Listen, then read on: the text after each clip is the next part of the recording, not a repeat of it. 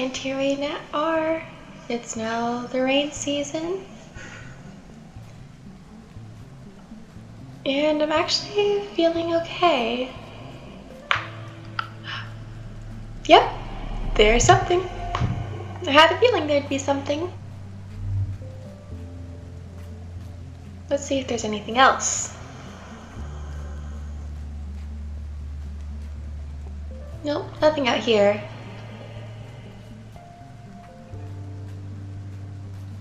Anything over here? No. Well, hey, Cal. Still hauling that fertilizer. So let's see if we can get back to helping the kids.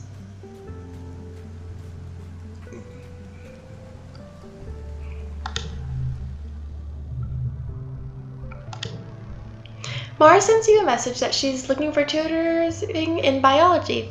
You ask her for more information on what subject in specific, and she responds that she's struggling primarily with anatomy, specifically reproductive system. You pin the message and reply that she should contact Dr. Instance for any further questions.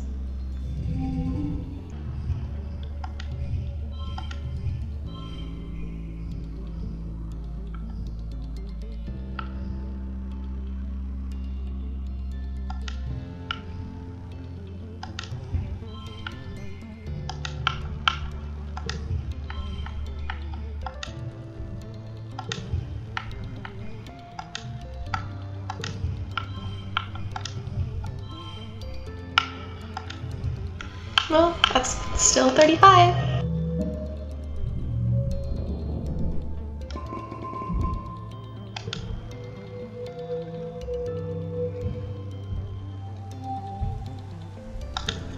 And I have a lot of kudos. I wonder if there's anything that I should get?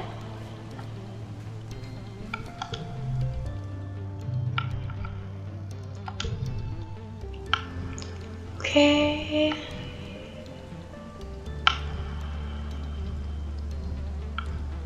Sport.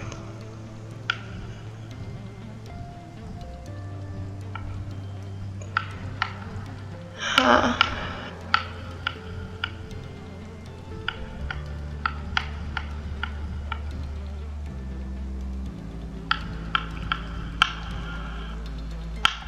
I don't know. I'm just not sure.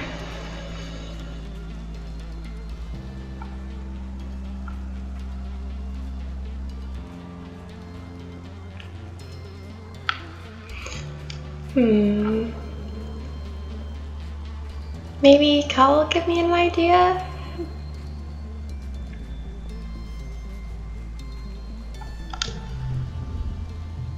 Cal's in deep conversation with one of the other gardeners as you approach. When he sees you, he breaks away from them and scoops you into a big bear hug. Solana, he cheers, swinging you off your feet. How did you know I was thinking about you? He sets you down and gives you a kiss and a boop on the nose.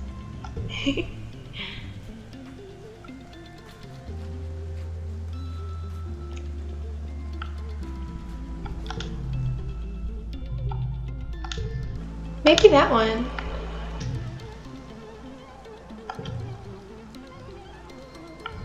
So, what did it do?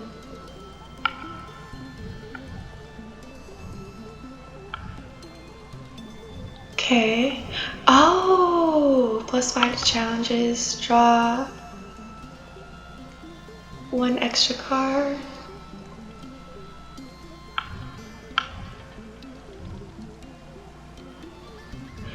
Oh.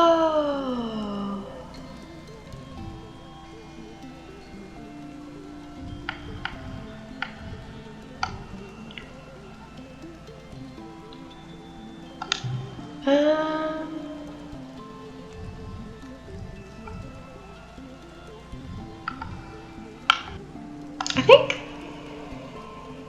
yeah, that one seems like it would be good to have on.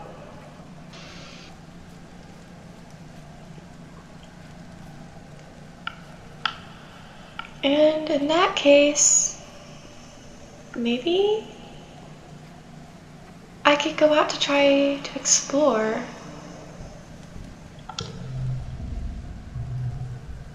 We could try foraging in the valley again. We haven't done that since the first time. And a flower! Oh, Utopia. Are you okay? Chief Surveyor Utopia stops you and Dees near the depot. Feel that? She asks. You can feel a kind of ominous distant thumping, pulsing regularly through the ground. If you stand still, you can feel it vibrate up into your own body too, like a massive global pulse. Dees looks excited. This time we're going to figure out what that is for sure. Utopia waves you both off, focusing on her readings. You follow the thumping, now with an audible noise growing louder west until you've roughly triangulated its location. You know you're getting close, but it sounds like it's coming from all around you, and your instruments aren't precise enough for help. I guess we can try to follow the sound.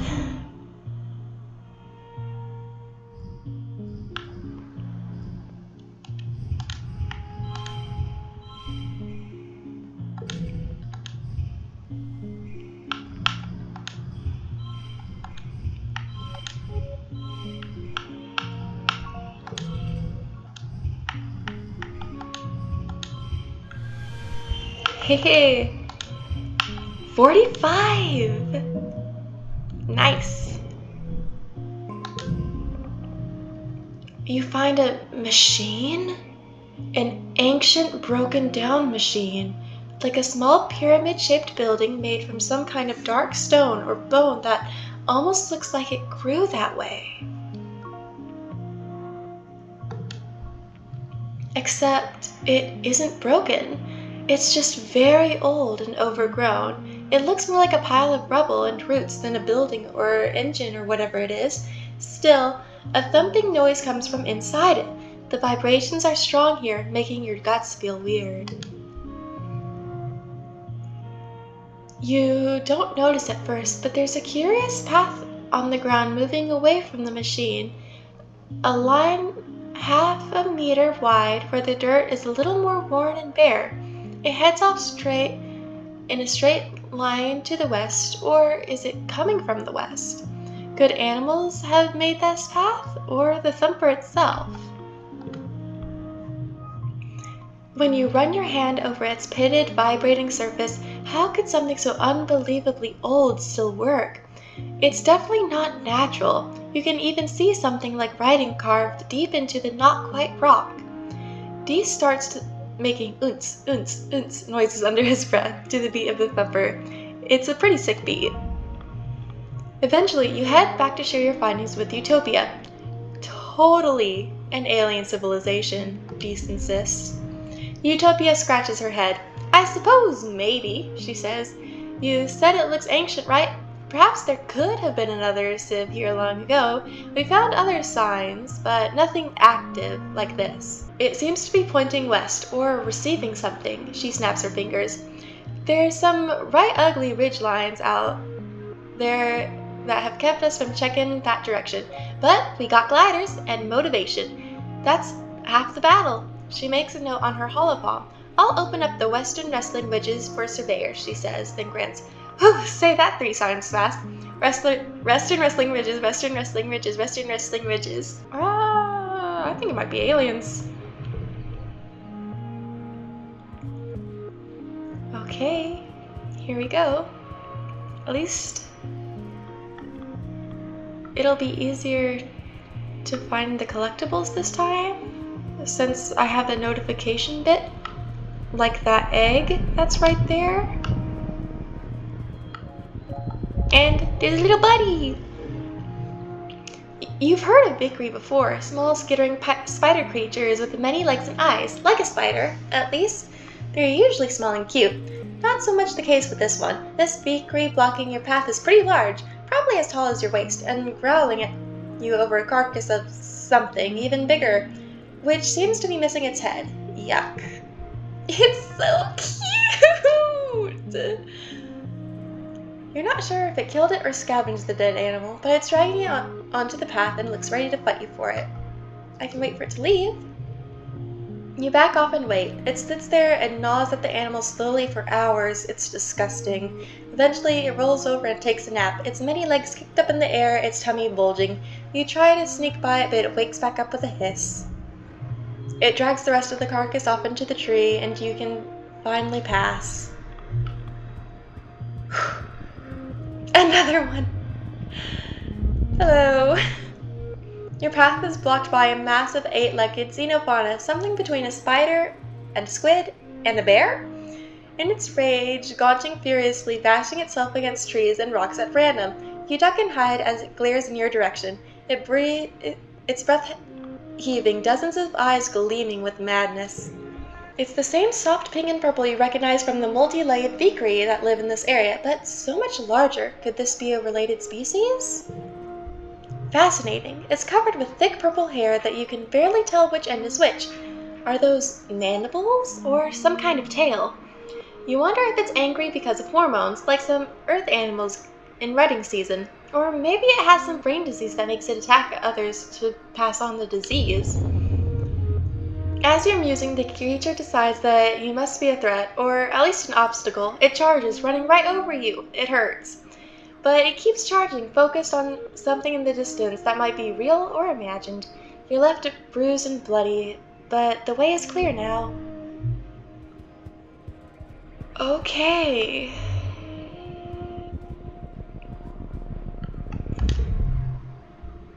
You come across a veritable feast of berry bushes. Research them first. Definitely research them first.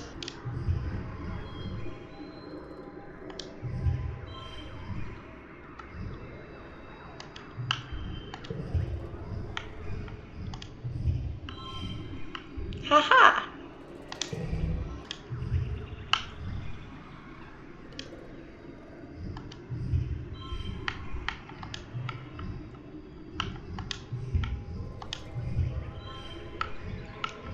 So now,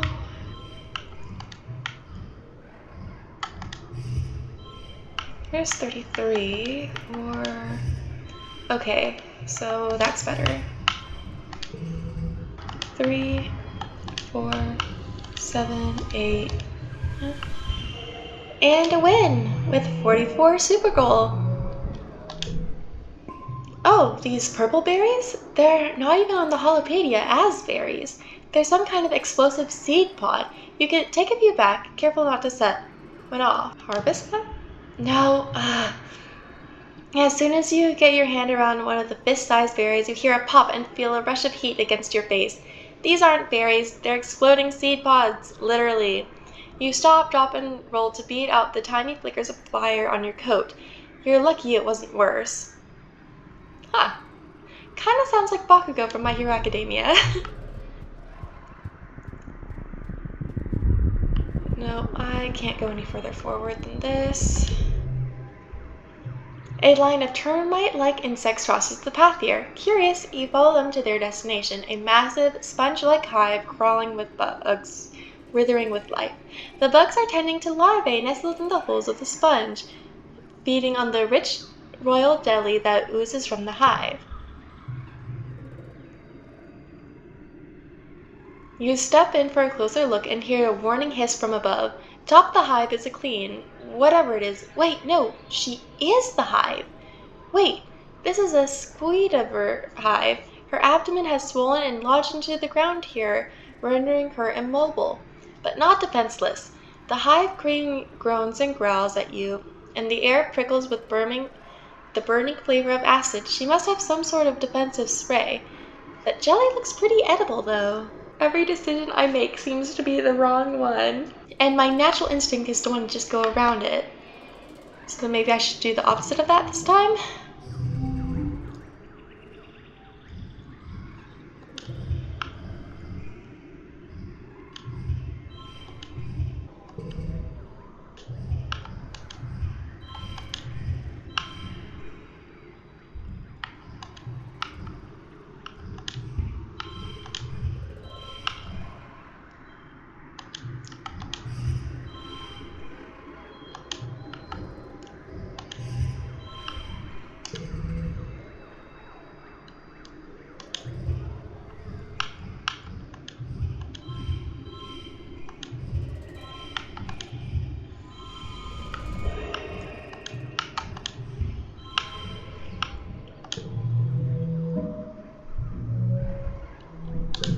You get in there and squeeze out some jelly from one of the Hive Queen's many holes, somehow managing not to get sprayed too badly by her acid. Some lands on your arm and on the back of your hand and sizzles briefly, but you keep your calm long enough to escape with your bounty.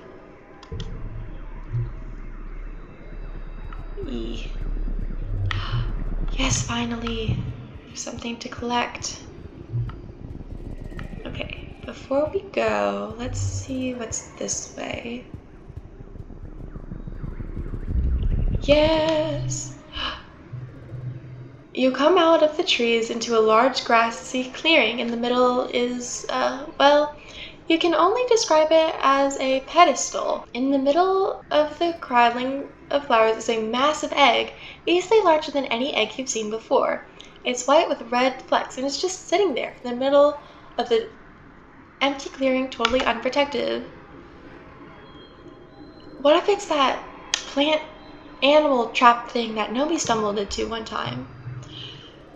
You're too worn out and tired to continue.